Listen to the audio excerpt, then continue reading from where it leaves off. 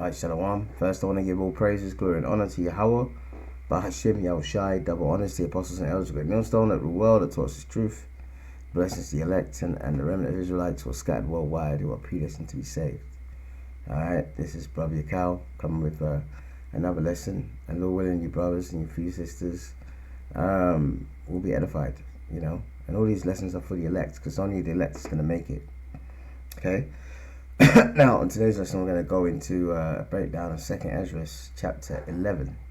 Alright? 2nd Esdras chapter 11. I'm going to start from verse 1. And this verse is basically 100% about the Roman Empire. And it has a lot of parabolic sayings, you know. And basically it goes into, you know, the eagle, which is represented. We know the eagle is representative of the Edomites in general, but their empires, including the Greek and the Roman Empire. Okay. America has the eagle. The Nazis had the eagle, you know. But also it goes into, it says 12 feathers. And when we're going to go through it, when it talks about 12 feathers and talks about an eagle, those feathers are talking about 12 Roman emperors. All right. And remember, this was written like 400 years. This vision that the prophet Ezra got was hundreds of years before the Roman Empire was even on the scene. All right. So people that say that this Bible is a fairy tale, they don't know what they're talking about. All right. And this is Rome, the empire, the sick bitch of an empire that we're in now, is nothing but the Roman Empire reincarnated. Now, in the Roman Empire, they had a two-party system, all right?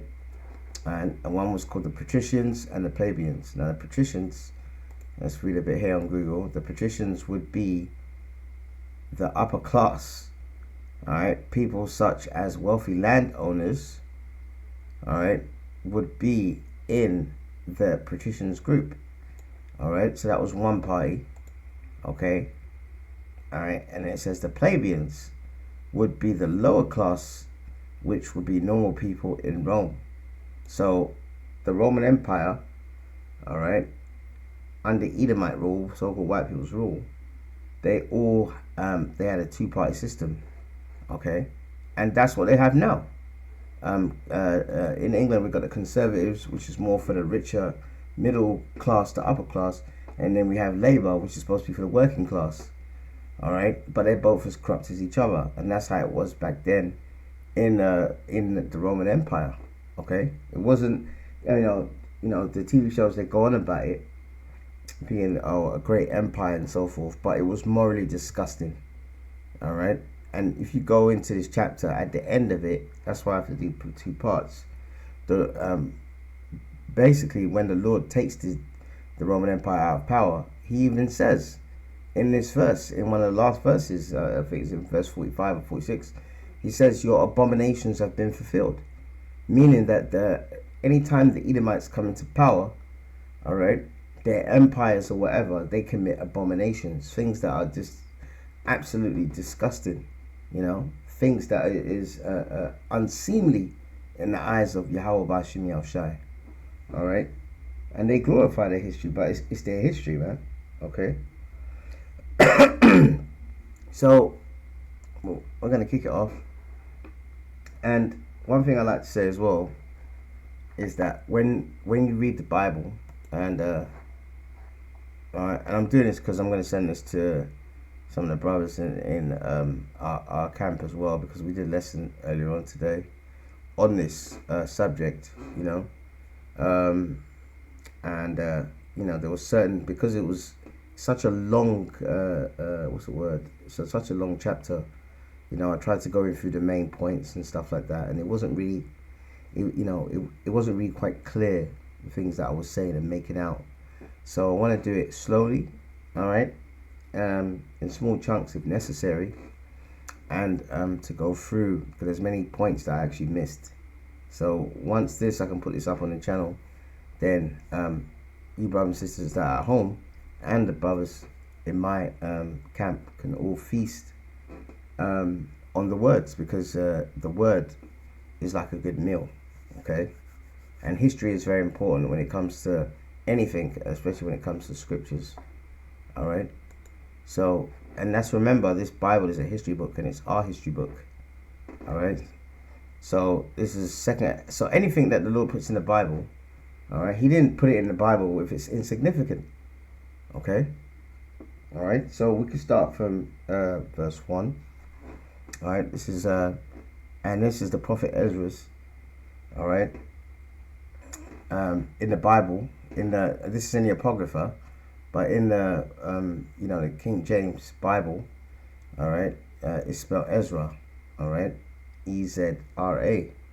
Okay, we're talking about the same prophet here. All right, just to make note. All right, this is Second Esdras 11 verse 1.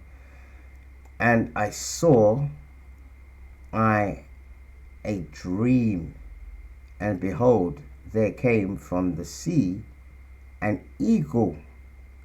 All right, an eagle. And remember, this is parabolic. Okay, this is a dream. This is a vision that the prophet Ezra saw. All right, which had 12 feathered wings. All right, and 3 heads. All right. Now, who is the eagle? All right, which people on the planet Earth, all right, exalt themselves as the eagle, just like the book of Obadiah says. All right, let's go to that. All right, so-called white man. All right. They exalt themselves as the eagle. And the eagle is a very proud bird, man. You know, if you go into America, in places like the the Black Hills, places like that, Oregon, Montana, you see them eagles, they're on these high mountains and they're looking down upon everyone, man. And that's the way this bitch is, man. This devil that is ruling over us. All right, that's how he is. He looks down because he's proud. So Obadiah 1:1, the vision of Obadiah, thus saith the Lord God concerning Edom. There you go, it's concerning Edom. All right, we have had a rumor from the Lord, and an ambassador is sent among the heathen, and that ambassador was Abdul Gamar Nasser.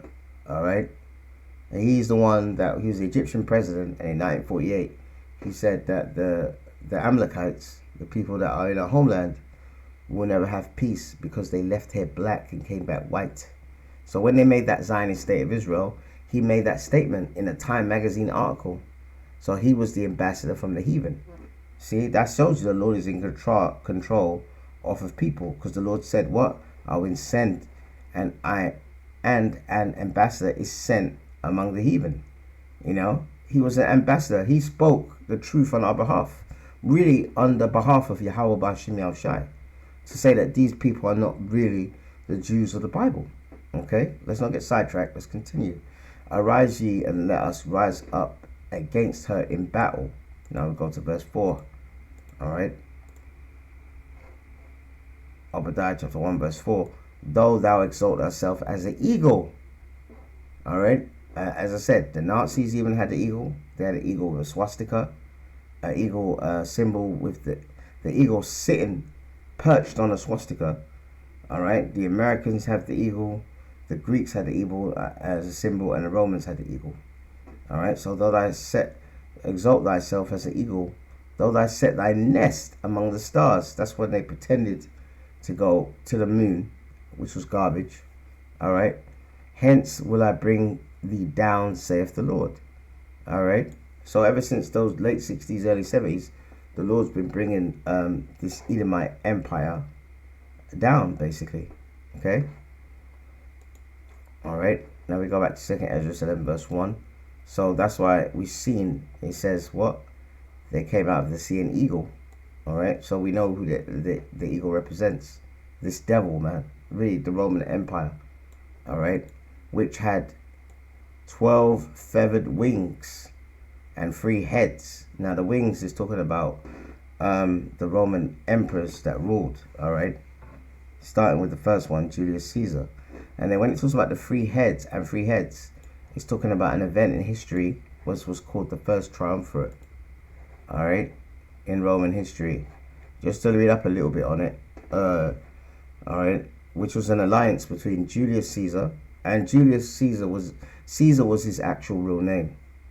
All right, and he was so popular, Julius Caesar, at one point, and his achievements were so great that, you know, even after he died and he was assassinated, basically the next rulers after them would, in tribute to him, call themselves Caesars, or whether it's Augustus Caesar, Tiberius Caesar, etc. All right, but Julius Caesar, it was an alliance between Julius Caesar, all right, Pompey, who was a very good military leader, and one of the richest men in the Roman Empire, called Crassus. All right, let's read a bit here. All right, and remember, you have the time to do the due diligence yourself as well. Okay, that's why the lesson we did earlier on, you know, you can't see my screen. I couldn't go on the screen, and because I haven't got a webcam or whatever, but because I'm recording this on the screen, you guys can look at, you know, all these things that I'm typing, and you can do it yourselves, do it yourself, and look these things up. See the first triumvirate. All right, ignore this bit here. All right, see the first triumvirate, and we'll just click on it here. All right, let's see now. All right, this is Wikipedia, the first triumvirate, and the word triumvirate means trio or freeway, because it was basically three men who had different skills coming together to make an alliance, you know, to try and push things in the right direction. All right, okay, so this is Wikipedia. The first triumvirate was an informal political alliance among three prominent politicians in the late Roman Republic. All right, Gnatius Pompeius Magnus. All right, and he was a good military leader, and Julius Caesar was a good leader as well. He used to fight as well, but he was more charismatic and a good speaker. All right, Marcus Licinius Crassus. All right, and he was the richest man in the Roman Empire. Okay, and at this time when they did this alliance, all right, it wasn't like a big announcement. Yeah, we're gonna make the first triumvirate. No, it was just an agreement that they came together and did, and in secret. And after a while, people, learned about this alliance. How they're trying to back each other up. Okay, all right, and Gnaeus Julius Caesar. Okay, so it was a political alliance, and it's called the First Triumvirate. All right, triumvirate. Okay, and you look at that word; it means in Latin trio or freeway, because it was basically three men coming together. So when in this verse it's talking about the three heads, it's talking about them. Okay, but remember, each of these three heads. All right, remember I said these what's it called? These feathered wings represent what? Emperors. All right, so even though Julius Caesar was a part of this political alliance, he was still, all right, classified in these scriptures as a feather, because he was the emperor. Okay, all right, so let's go to verse 2 now. Okay, all right, verse 2, and you have to understand, and you have to understand, after a while, people were wise to this alliance, and jealousy kicked in, man. Okay, all right, verse 2, and I saw, and behold, she spread her wings all over the earth, and all the winds of the air blew on her and were gathered together. All right, and that's basically going into the Edomite Empire. All right, ruled large parts of the known world back then. All right, some worlds, like for example the Americas, were not known to the Romans or any other people. All right, but there was a lot of territory, especially in what we call Europe today, that the Romans had conquered. So they conquered a large part of the earth, man. All right, but the unknown world, like the Americas, obviously they didn't have any. They didn't even know that place existed, basically. So that's what it's talking about, spreading their wings. Okay. All right. Let's go to verse 3. All right. 2nd Esdras 11:3, and I beheld, and out of her feathers, all right, there grew other contrary feathers, all right, and they became little feathers and small. So remember, feathers represent Caesars, all right, and in the verses in the verse earlier, all right, it says 12 feathered wings. So that's 12 Caesars, 12 Roman emperors. All right. So when we go back, all right, to verse 3, and I beheld, and out of her feathers there grew contrary feathers, and they became little feathers, great and small. What is that saying? Not all of these Edomite Roman emperors, all these Caesars, not all of them achieved great things. You know, Julius Caesar did a lot of great things. Hence the reason why his surname was co-opted as a title, all right, for the next leaders, the next emperors, all right. But there were some, all right, emperors that did not have the same achievements as him and others, all right. Now, if you look up the word, let's see now. Look at that word, contrary. All right. And what does it mean? It means opposite in nature, opposite in direction. Okay. Opposite in nature and opposite in direction. So, all right. So these, when it says other and out of her feathers, there were grew other contrary feathers. All right, contrary feathers. And what does the word contrary mean again? What does it mean? We just went through it. Okay, it means in the opposite direction. So they didn't do what's the word? You know, opposite in nature, opposite in direction. All right. So when it says small, all right, and contrary feathers, meaning that they did not have the achievements or the rulership for a length of time, all right, that other Caesars had. So basically, some Roman emperors are contrary and they are littler Roman emperors because of the time that they ruled and also the achievements, because not everyone can achieve what Julius Caesar did and that first triumvirate, etc. All right, let's go to verse 4 now. Okay. Verse 4, but her heads were at rest. All right, her heads were at rest. All right, the head, and when it says rest, means they died, man. All right, they're mortal men. Okay, the head in the midst was greater than the other. And remember, we talked about some feathers being great and some feathers being contrary and small. All right, what's the opposite of great? Not is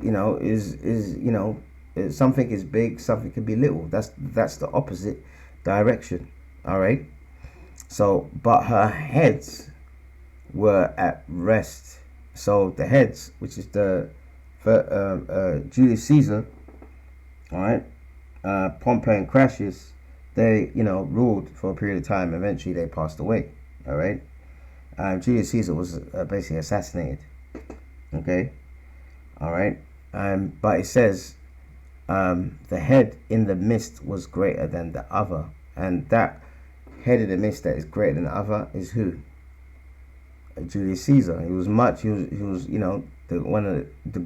most greatest Caesar according to their history. All right, because of his achievements and so forth. And if you look into his record, he's a very good orator, very good speaker, just like how like Adolf Hitler was. He was a very good orator, speaker. He could communicate with people all different classes, from working class to upper class. All right, he came from a wealthy kind of background. All right, but he was also, been in wars on the battlefield.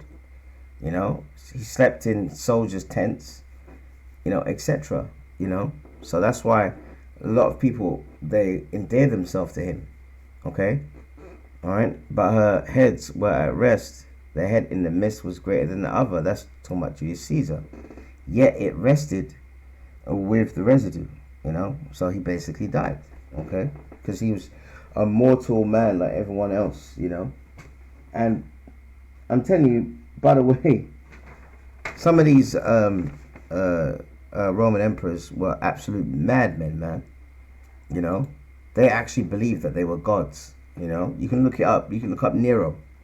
All right, the Senate proclaimed that he was a god.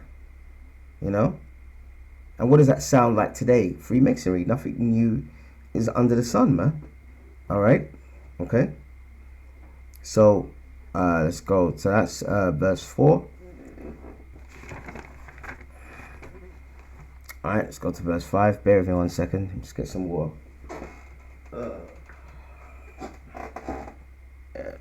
Sip of this water. Salakia. All right. Verse 5. All right. Moreover, I beheld, and lo, all right, the eagle flew with her feathers. All right, and reigned upon the earth. Remember what feathers are. All right, they're the emperors, man.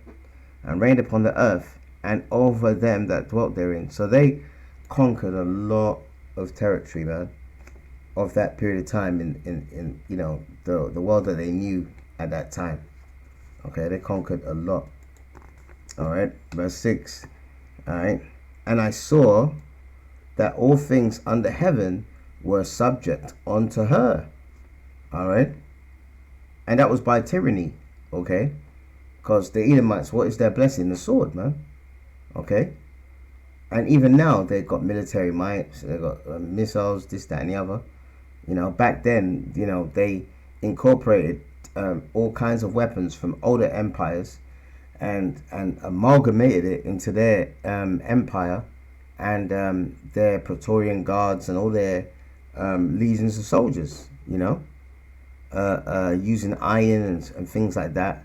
And certain other empires did not have that kind of, technology back then, because the Lord said that one of their blessings would be what? The sword, man. Okay, so back then they had to fulfill this prophecy, and I saw that all things under heaven were subject unto her.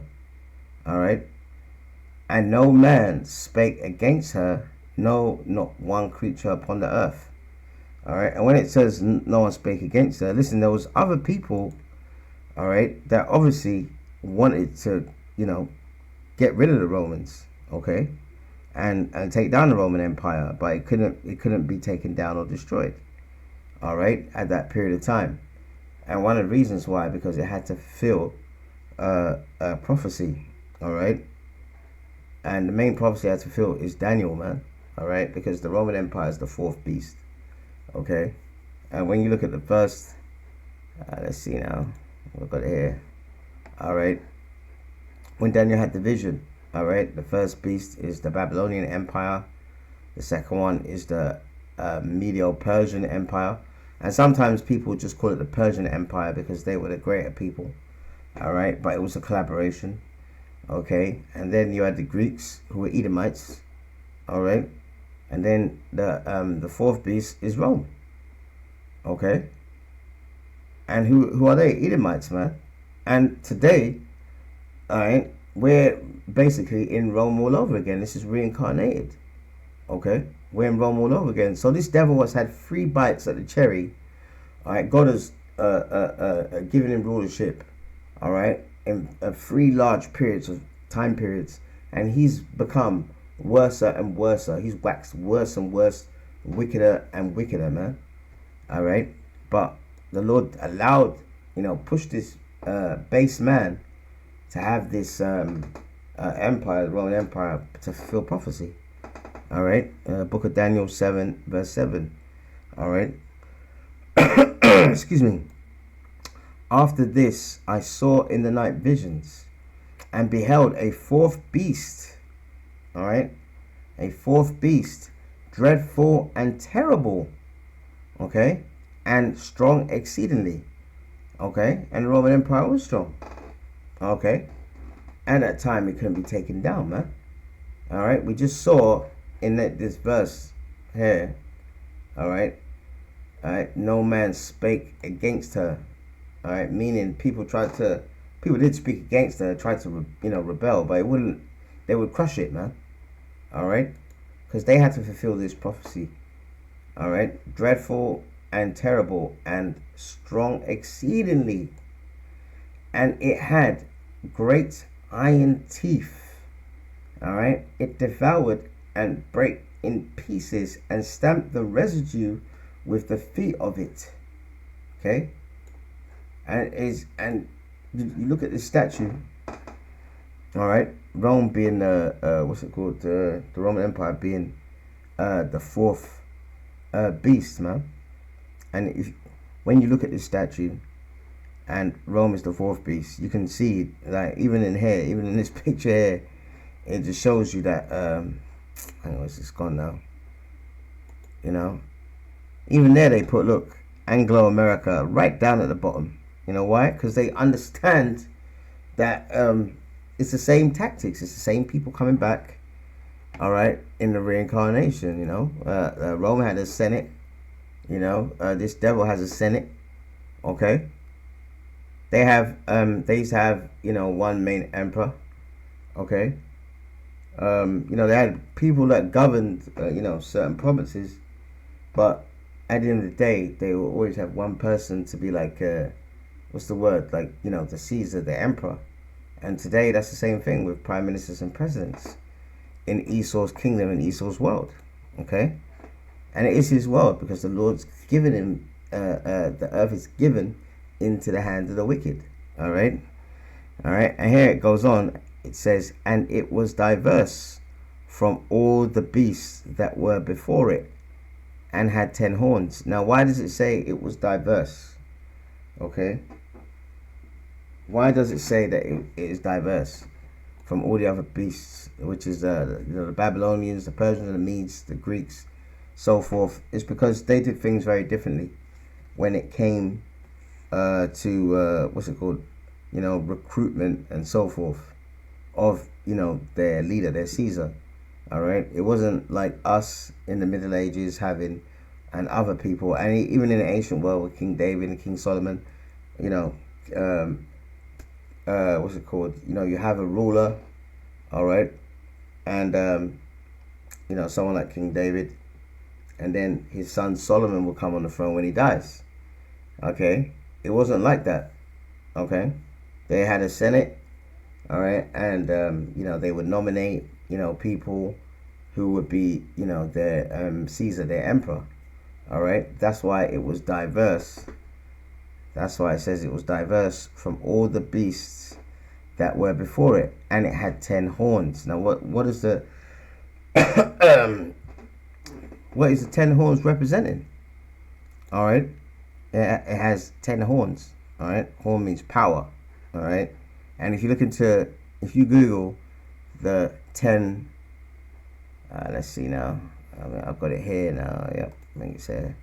If you put Roman Empire 10 kingdoms in Google, right? Okay, you put that in there, and you can what's it called? You can read articles on it.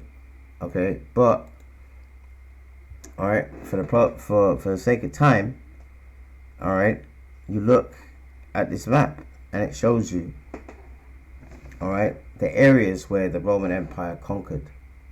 All right, and in order for you to conquer people, all right, you have to have power over them. Okay, and that's what they did. All right, so when it says here having and it had 10 horns, it's talking about these different areas, and people that they conquered back then. Where is it here? There you go. So, they conquered what we call the Vandals, which is today in Monday, North Africa. The Visigoths, all right, which is in Spain today. Suavi, the Burgundians, the Franks, which is in France. The Lombards, the Ostrogoths, the Heruli, all right, Alemanni, and the Anglo-Saxons, all right.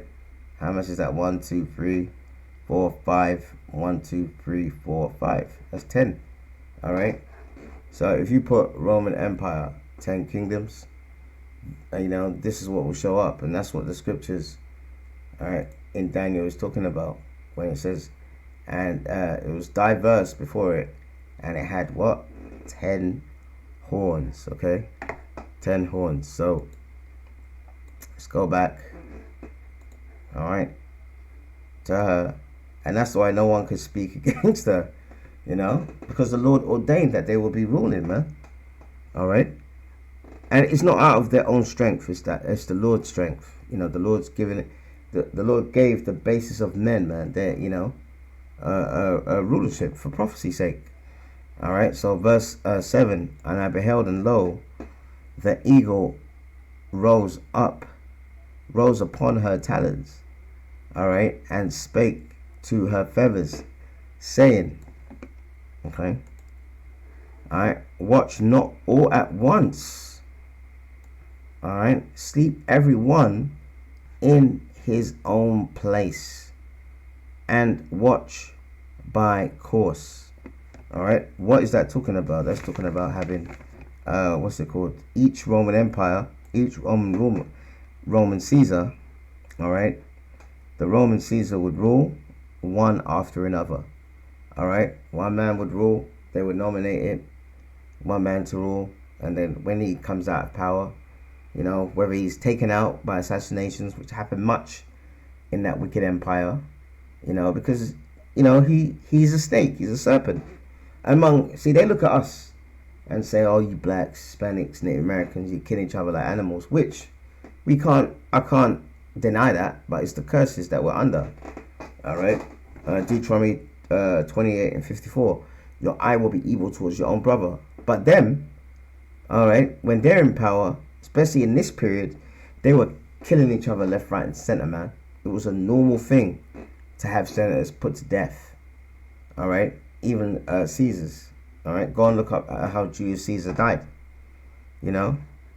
So it says, watch not all at once, sleep every one, and all right, in his place. And when it talks about sleeps, it's parabolic for dying. All right, I remember when Yahushua was on the scene, and there was a young girl, and people thought that she was dead. What did Yahushua say? And Yahushua did a miracle and brought her back from the dead. What did he say? He said she's sleeping. Okay, she is sleeping. So, all right, sleep everyone in his own place, and watch by course. So one Caesar comes up, he rules, he dies however the Lord ordains it, and another one, another Caesar would rule, basically.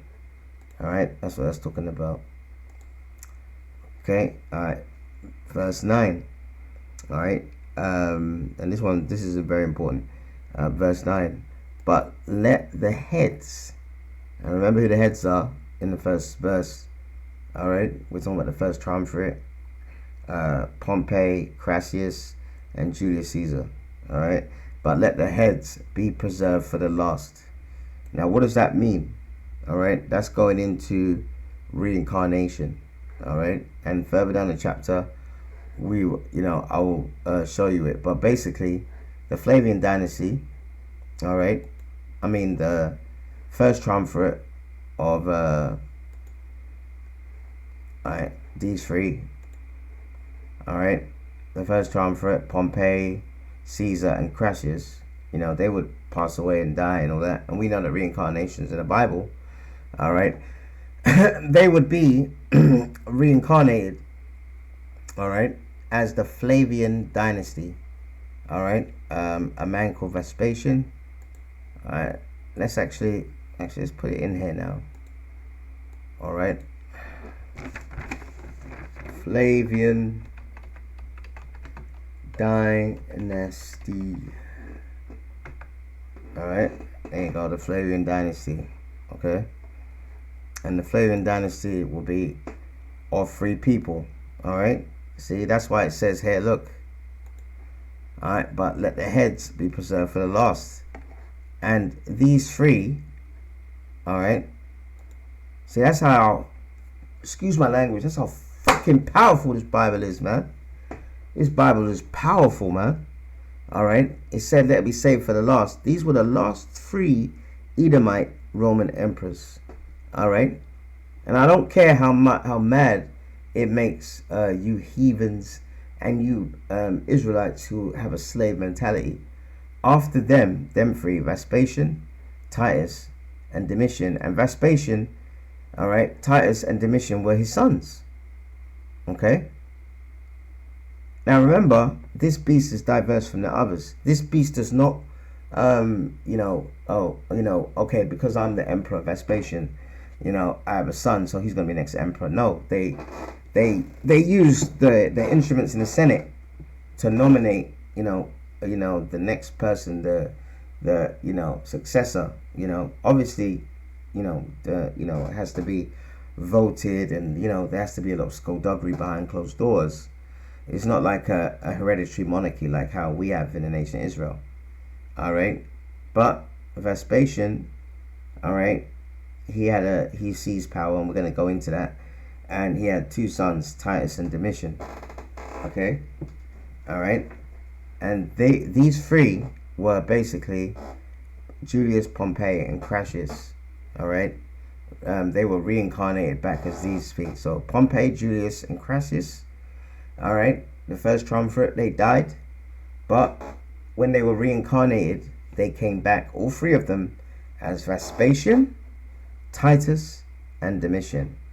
Alright, and they were the last 3 Edomite Roman emperors, alright, that the Lord ordained to rule at the last. After them, Israelite Roman emperors came on. Alright, because they're not going to show you that on TV.